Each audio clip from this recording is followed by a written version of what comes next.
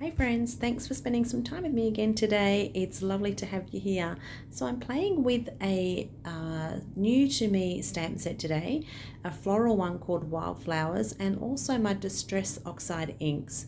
So this is a stamp from scrapbook.com and it has coordinating dies but no coordinating colouring stencils.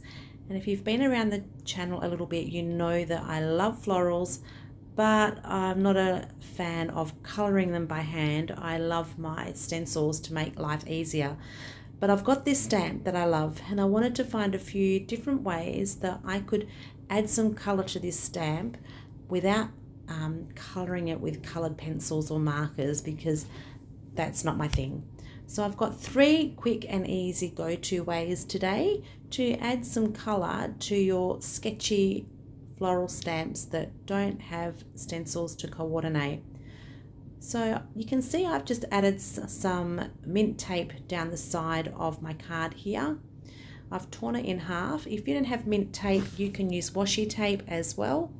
I have used Mermaid Lagoon, picked raspberry and squeezed lemonade, and by using those 3 colours I end up with a rainbow, because you can see the blue blended with the yellow makes green, and the pink blended with the yellow makes orange. So I'm got my colour down. I'm just going to come back in over the top with the yellow and just give it all a good blend so we get those 5 colours showing through, and then we have the reveal. So here we go with a bit of the yellow. You can see the green starting to come through and the orange, and then I'm going to peel that back. That is always such a cool look. Love it. So I have my stamp positioner here. I'm going to pop that in my stamp positioner and my stamp. So I have used the other stamp in that packet, but I haven't used this one. So I was just working out here where I wanted it placed on the cardstock, and I knew that I wanted a little bit of the image to go onto the white to make it look like it was all one piece, it was all cohesive. So I have inked this up. I did have to ink this up a couple of times, one because the stamp was new, and also I think my ink pad may need re-inking, as you can see there. So I'm just using the Versifying Clair Nocturne ink. That's a favourite. And stamping that down. I'm not going to create the cards now. I'm just going to leave these panels aside to dry, and I'm going to make the cards off screen, and I'll show you at the end how my cards turned out. But I'm just going to move now onto card number 2, or panel number 2. So again, I'm using some more mint tape. This is the 1/4 inch tape. So I have it in a couple of sizes. I think one is 1 inch, and the other one I've got, this one here, it's a 1/4 inch tape. But again, if you don't have mint tape, you can also use washi. Just be careful when you peel the washi back that you're not peeling back some of the card. But I haven't had a problem at all using the mint tape.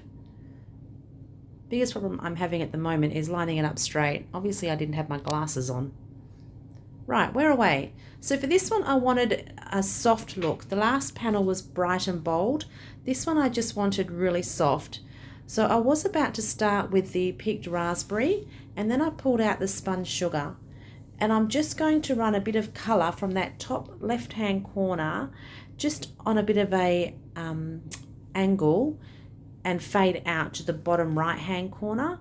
So I take a little bit of time layering up my colour here. The spun sugar is a really soft colour. It's probably even a little hard to see on camera. This all kind of goes a bit pear-shaped, so if you stick around to the end, you'll see how I rectified this. I had to put it aside and think a little bit. So now I'm coming back in with the picked raspberry just to make it a little bit deeper up the top. And then I'm going to add some drops of water just to activate the ink a little bit.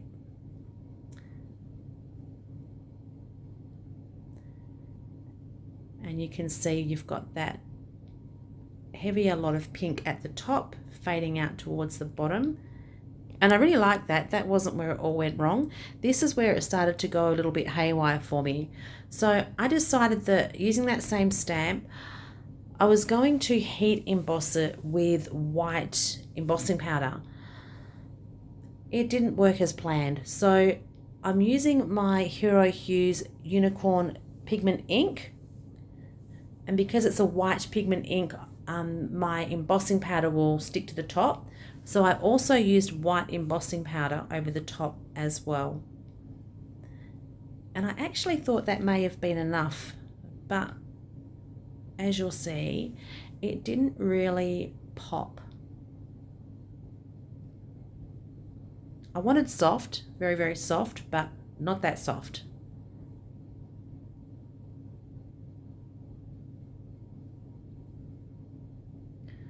So tapping off the excess there, popping all that back in my pot before it gets everywhere.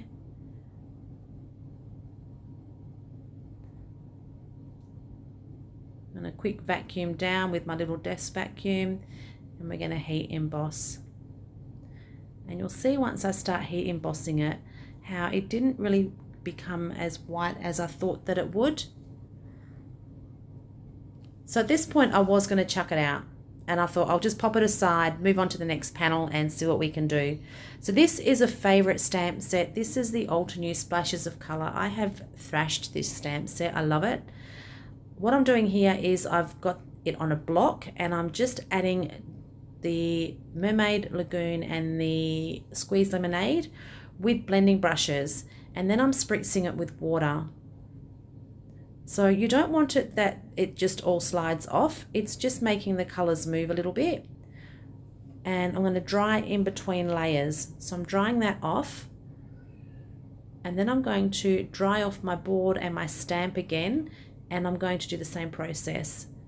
So when you do this as well, you want to make sure that you're cleaning off your brushes so that you're not contaminating, like getting other ink on different color pads. Again, spritzing with water.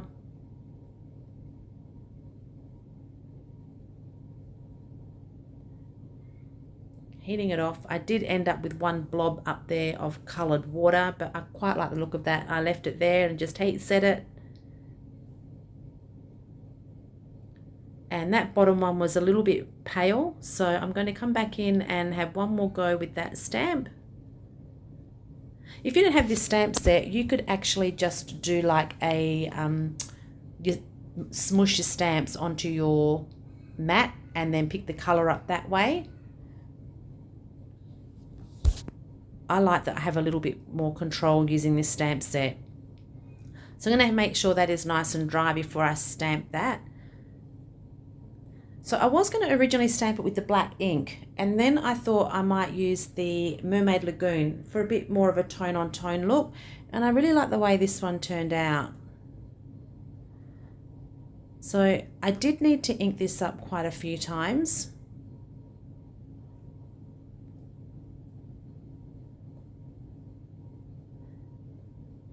And that was so that the background kind of went to the background and the image came to the foreground. So you can see the more that you stamp it, the more it kind of starts to come into the foreground, and that watercolor kind of sinks into the back of the card.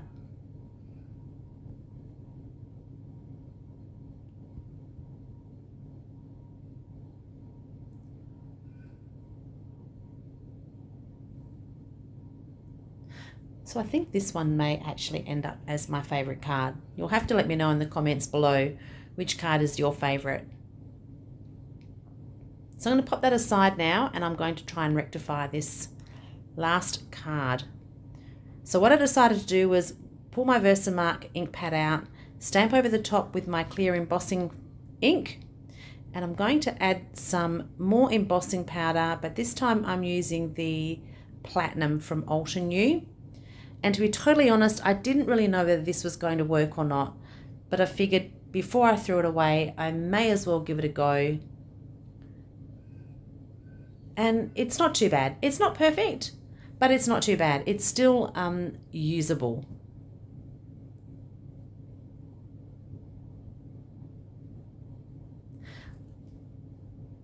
So that's how I salvaged the last one. I'm just going to come in with my heat gun, heat set it, and then I'm going to attach these to some card bases. I kept everything extremely simple. I've just added sentiments to all of them, the same sentiments. I pulled out my Nuvo drops and added some Nuvo drops as well, and added them onto some card bases. And I'm going to leave you at the end here with some close-up pictures of each card. Again, thank you so much for joining me. Thank you for all your beautiful comments. Let me know in the comments below which card was your favourite. I'll chat to you soon. Take care, everyone. Bye for now.